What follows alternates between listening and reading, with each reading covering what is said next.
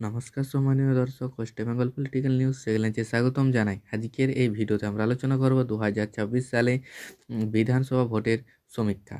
এই সমীক্ষাতে দেখব কোন দল জয়ী হতে পারে এবং কোন দল কয়টি আসন পেতে পারে, বিজেপি কয়টি আসন এবং তৃণমূল কয়টি আসন পেতে পারে, তা নিয়ে একটি সম্ভাব্য সমীক্ষা আমরা আলোচনা করব। বন্ধুরা, পার্টির দল চেঞ্জ হইতেও পারে, বিভিন্ন পলিটিক্যাল পার্টিরা নিজেদের প্রার্থী চেঞ্জ করতে পারে এবং বিভিন্ন প্রার্থী মারাও যেতে পারে। তাই সম্ভাব্য সমীক্ষার 100% নাও মিলিতে পারে। তাও আমরা সমীক্ষাটি করে যাচ্ছি, আপনারা দেখুন। চলুন আজকের এই ভিডিওটি আমরা শুরু করি।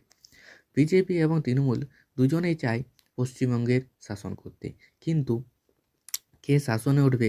তৃণমূল যদি পায় তাহলে 5বার শাসনের জন্য তৃণমূল আসবে এবং বিজেপিও চাইছে যে পশ্চিমবঙ্গ তারা ভোটে জয় করে তারাই পশ্চিমবঙ্গে শাসন করবে। তো চলুন বন্ধুরা, দেখা যাক আজকের এই ভিডিওতে।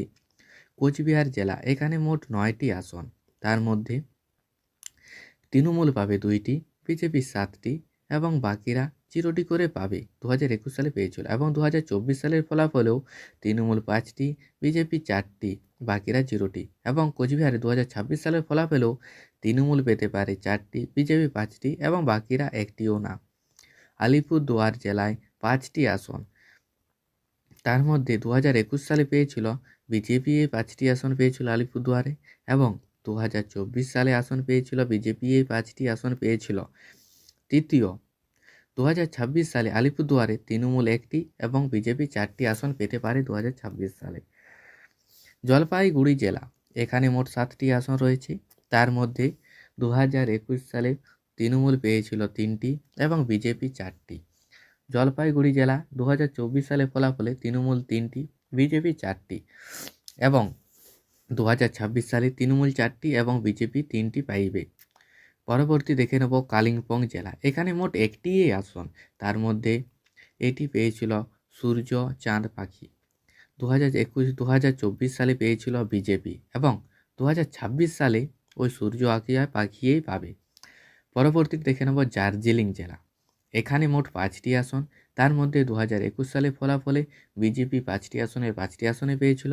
2024 সালেও বিজেপি 5টা আসনে পেয়েছিল এবং 2026 সালে বিজেপি 3টি এবং তৃণমূল পাবে সূর্য পাবে 2টি। উত্তর দিনাজপুর জেলা, এখানে মোট 9টি আসন, তার মধ্যে তৃণমূল পাবে 7টি, বিজেপি 2টি। 2021 সালের ফলাফল, 2024 সালের ফলাফলটি দেখে নেব। তৃণমূল 4টি, বিজেপি 4টি এবং 2026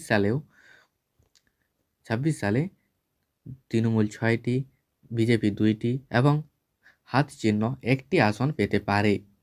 পরবর্তীটি দেখে নেব দক্ষিণ দিনাজপুর জেলা, এখানে মোট 6টি আসন, তার মধ্যে তৃণমূল 3টি এবং বিজেপি 3টি পাবে, বাকিরা 0টি। 2024 সালেও সেম 3টি করে পাবে তৃণমূল আর বিজেপি এবং 2026 সালেও বিজেপি 3টি এবং তৃণমূল 3টি আসন পাবে। পরবর্তী দেখে নেব মালদা জেলা, এখানে মোট 12টি আসন রয়েছে,